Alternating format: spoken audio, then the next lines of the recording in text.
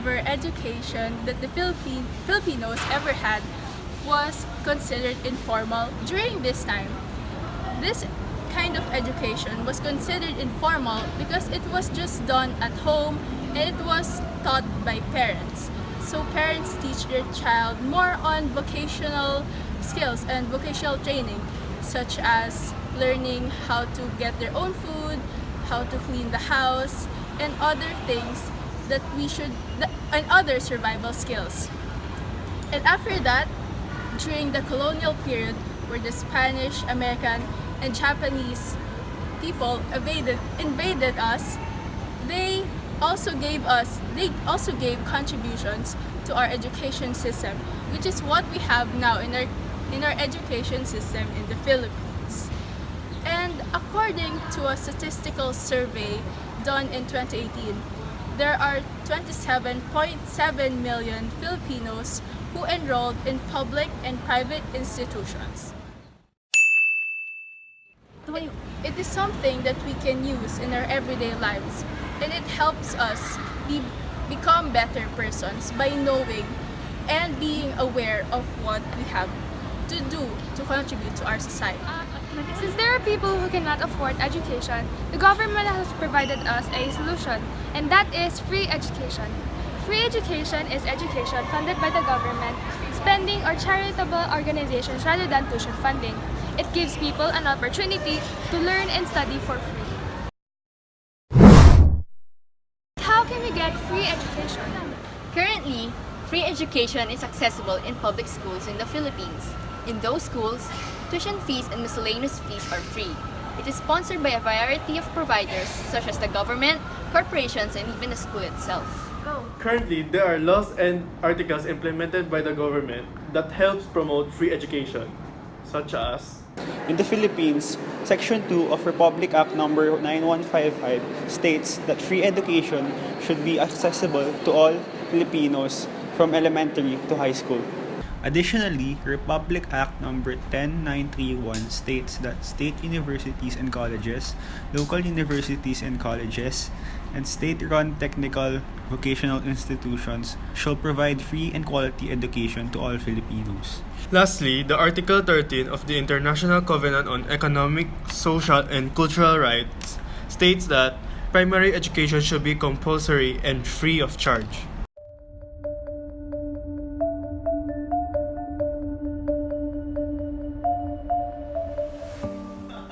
The results of the 2016 Annual Poverty Indicator shows that 1 in every 10 Filipinos aged 6 to 24 are out of school children and youth.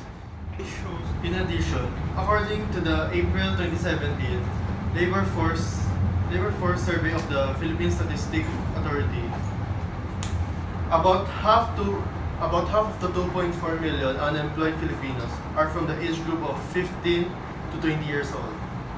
Lastly, according to Philippine Statistics Authority, education is deprived from 49.4% Filipino families due to having the least access to it. Hindi na. Pamilya ko po, nagtatapon na lang po para nagtatapon na lang po para po nakapamasahin na rin po. Pero siyempre, mangingi ng tulong. Kahit konting lang, tulong lang. Konting tulong lang. Ako tayo. Gusto ko sana maging sundalo. Sundalo, ikaw? Oo, polis. Police, ikaw? Polis din po. Police din, wow. Ay, kumbaga, Simple lang. paano? Din. Pasok lang. Ano pa? Pasok lang kahit walang baon. Pasok lang. Paano kayo kakain? Hindi, pwede naman mangingi sa kaklase. Wait, nangihingi lang kayo sa kakain. Oo, pwede naman yun. Paano pagkatapos ng school? Pag wala kang pamasahe, maglakad ka na lang po. Kaya naman, binigyan tayo ng para maglakad din, para sakay-sakay, ganun. Ikaw, paano? Kunwari after school, pagkatapos ng school, paano kakakain? Mangingi rin sa pasok. Mangingi po. Hindi nagbibigay naman kahit pa paano. Opo. Saan niya ginagamit yung pagbibigay? Pangkain lang po. Pangkain po. Pangkain. Tapos pag may natira, Bibigay sa pamilya. ikaw dito ka lang.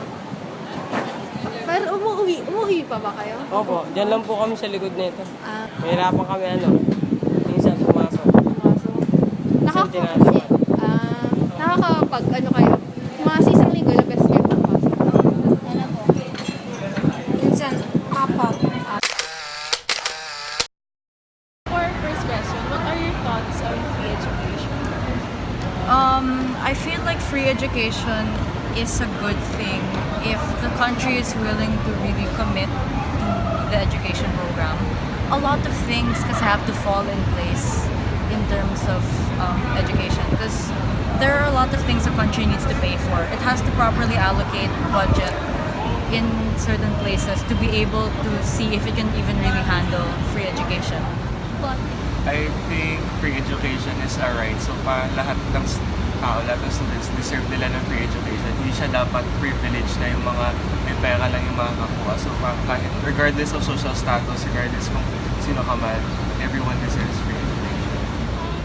I think free education should be for everybody because we all know that education is a right. But right now, it's becoming more of a privilege for those with money. Meron po bang magbibigay na ways on how we can make education more accessible?